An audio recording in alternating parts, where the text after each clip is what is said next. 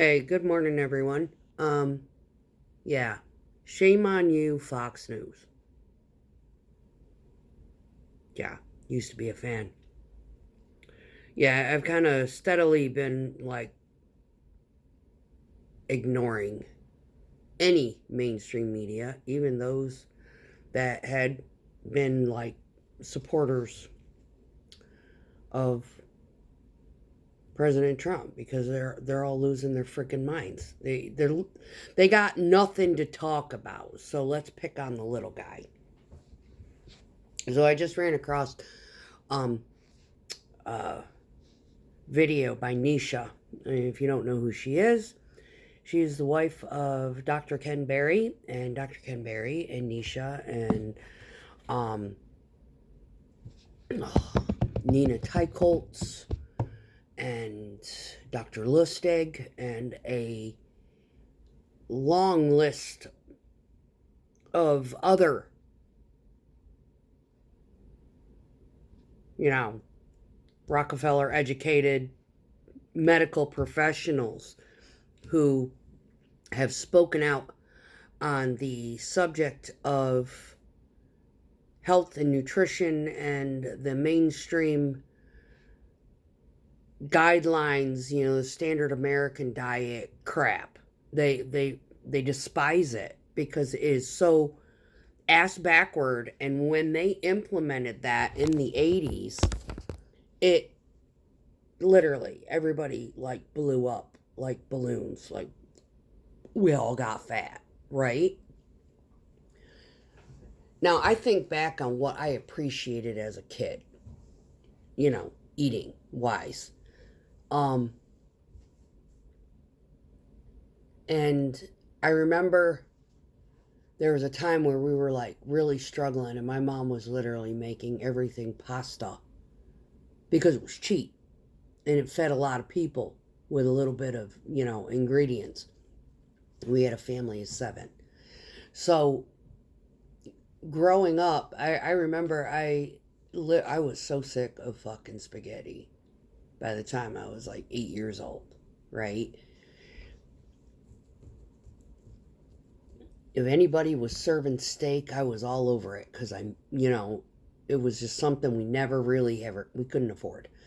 So anyway, the standard American diet gets implemented when I'm in, you know, God, what grade was I? 3rd grade, kind of thing. And everybody gets on board, group think news broadcast saying that, you're required to have this many servings of bread and yada, yada, yada, right? And here we are. Then we're coming out with all of these exercise channels. If anybody, my age remembers the 20-minute workout where you had 4 women or 3, whatever, out there doing aerobics and stretching and whatever. And they did camera feeds and, focused on their butts and shit. And you and I would be down there on the floor, 10, 11 years old, working out with these because I was like, I was ballooning. I was growing so fast, right? And I thought I was fat. And of course, being in a toxic family where your sister's body shamed you for developing a little faster than what would typically be a norm, you know, here I am, conscientious, and I'm trying to exercise my way into normalcy. That kind of thing. Well, I discovered Dr. Barry, God, 9+ years ago. And then, his influence led to finding Dr. Lustig. And I implemented a ketogenic diet. I had ballooned. I had quit smoking and I had ballooned. And I implemented that. I took up the vaping. Now there's a little bit of research out there about the benefits of nicotine too. Some people have got a receptor, some people don't. I don't, so I need it, right? Anyway, I started this ketogenic diet and I dropped like 40 pounds in 6 months. Didn't do anything different. Just changed the construction of my diet to real food.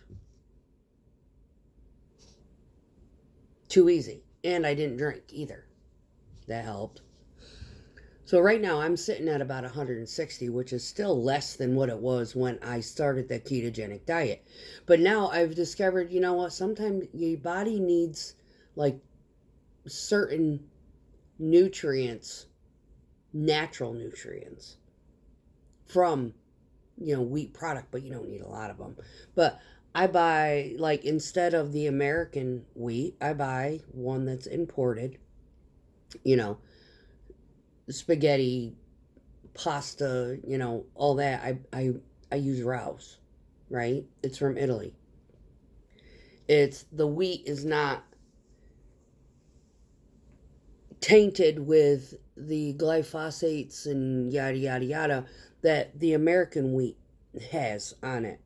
So it's healthier.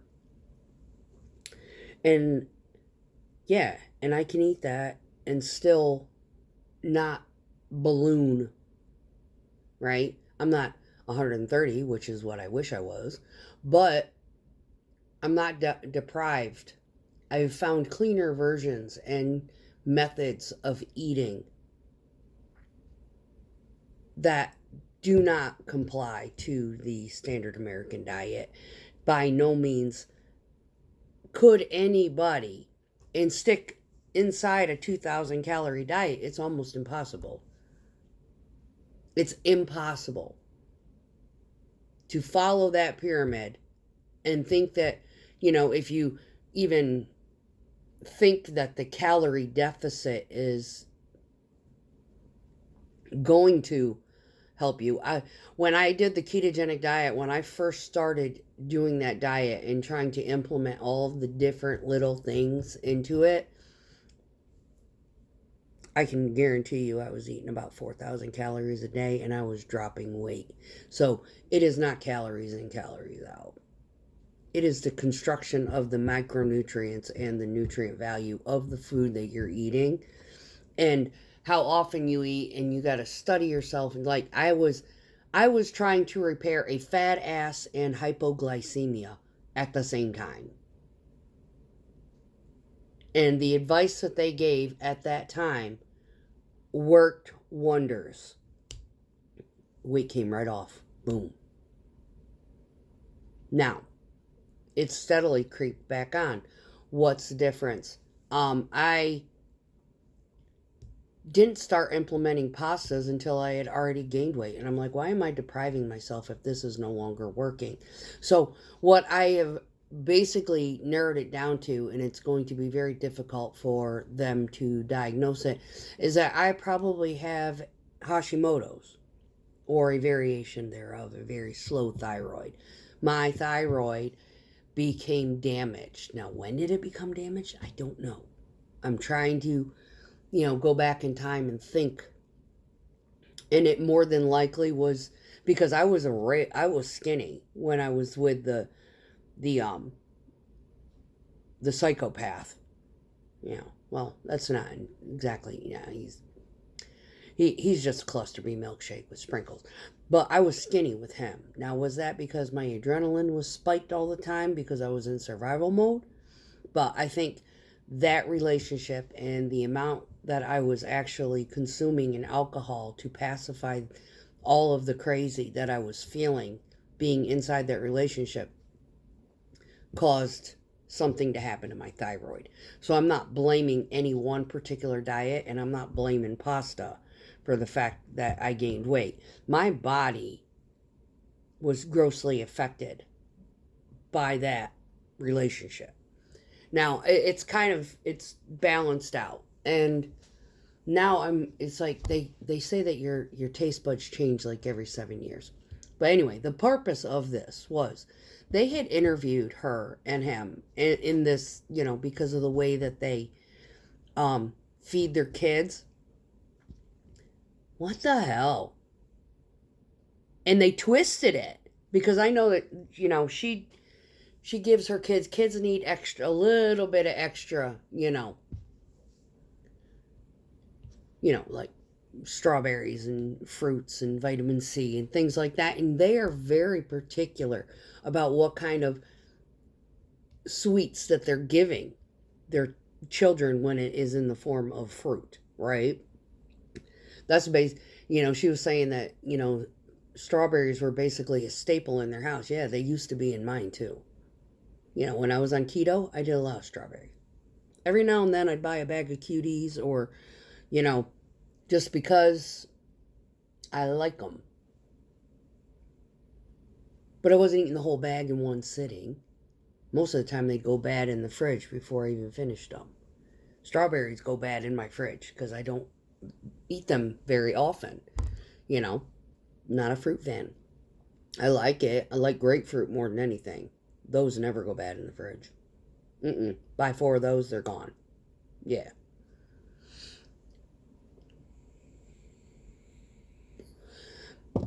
The point is that they've been trying to promote, even though, Ken Berry is basically a carnivore. He doesn't do a lot of fruit, and he only breaks away from the diet on just certain special occasions as a treat. It's a disciplined diet. And given his history when he was very obese, trying to promote this standard American diet to his patients, now he's promoting this other form of nutrition that people have proven there's no nutritional deficiency. Inuits, they've proven it. Genetically, there's a lot of diets where, there's a lot of genetic factors as to who is susceptible to what kind of diet. There's a lot of medical conditions that actually benefit from being on a carnivore diet. Epileptics are one. There's a lot of different studies out there. You got to go look this shit up. I wander around and I kind of feed my brain little bits here and there. I'm a huge fan of Dr. Saladino, even though he was a promoter of, the carnivore diet in respect, but he's very active. He needs the extra carb content, so he implements fruit, in that regard. One of the things that I realized after watching Dr. Berry and Nisha is that it's a discipline. Diets are a discipline, and you got to find what works for you. The one thing that I got turned on to by a friend of mine. Now, the thing that's got everybody friggin' confused in the world right now is what should your cholesterol be? Well, if they hadn't tainted the numbers way back in the day and had left it alone and not made it a focus of, oh yeah, we've got to make this pill to make the cholesterol lower. Now it's like, I need it this level. But there's stuff out there, natural. Citrus bergamot. If your cholesterol is screaming through the roof, and I mean, I'm talking like in the 400s and 500s, and yeah, do citrus bergamot. It will drop it. Mine dropped 30 points. Yes, it did. Taking that as a supplement every day. Not a statin. My muscles didn't waste. I didn't feel all sick. I didn't get all, like statins do to you. One of the things on statins is they say you can't eat grapefruit. I love grapefruit. When they told me I couldn't eat grapefruit, I was like, well, fuck you, I ain't taking your medication. Because if that's going to intensify the medication, then why don't I just eat the grapefruit? Why am I taking a chemical that has a laundry list of side effects when I could just eat the grapefruit and probably benefit from it? Why do people put themselves through this crap? Why do they listen to doctors on every little fucking thing? Why don't they go behind them and research shit before they, listen? Why don't they go into doctors' offices? I mean, you can literally get your medical degree online now. I mean, literally. They've got so much information out there. And if you're adept to understanding any of the medical terminology and the science and the chemistry and yada, yada, yada, or have the intestinal fortitude of looking it all up, yeah. I go into my doctor and it's like, you can stop squeezing my tits and start looking around. You want to look at me? You want to see if I have anything wrong with me? Do a full body CAT scan once a year and call it a day. I'm tired of all of these fucking tests. You're digging for gold. If I've got a problem, I'll bring it to your attention. If it's something I can't cure at home.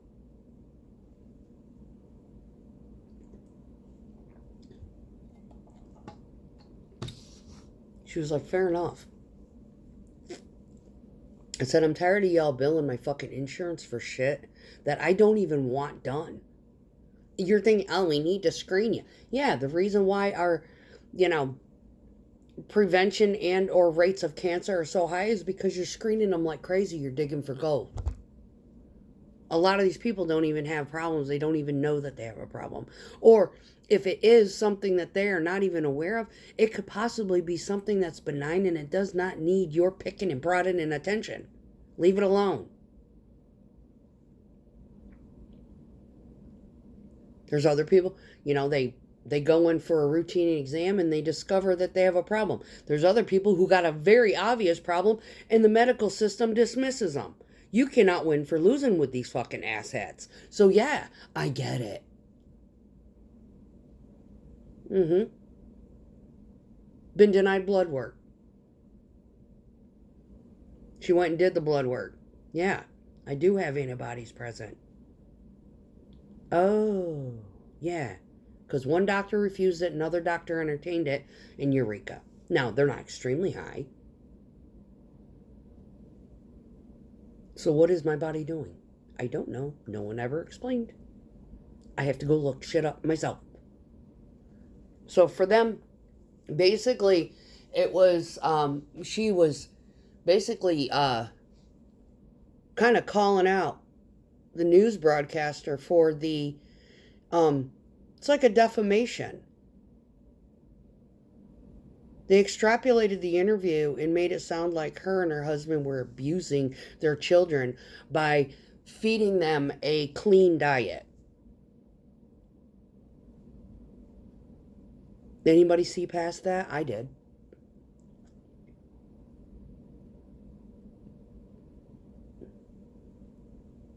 So if you're worried about your health, start doing your own research. Stop relying on your doctors, stacking prescriptions for everything that is wrong with you, because you're not getting anywhere with that.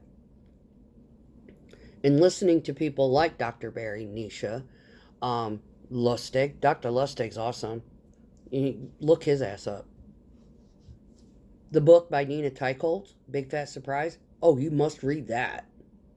Absolutely. That is, the Bible when it comes to diets. Read it. Your whole perspective on what you've been being fed, no pun, will completely change. What time we got? Yeah, I got about 15 minutes. So, but yeah, it's disturbing. You try to maintain your health in the best way that you can with the knowledge that you are given, and it turns out that everything that you knew is completely wrong. So when somebody comes out and proves that everything that you were given is wrong and they're doing it this way, they get ostracized via the mainstream media because there is an agenda. Pharmaceutical industry and the Rockefeller, medical system and all of these different areas, like AMA and American Cancer and yada, yada, yada, they all are working on one thing. And that is, if you are healthy, they aren't making money.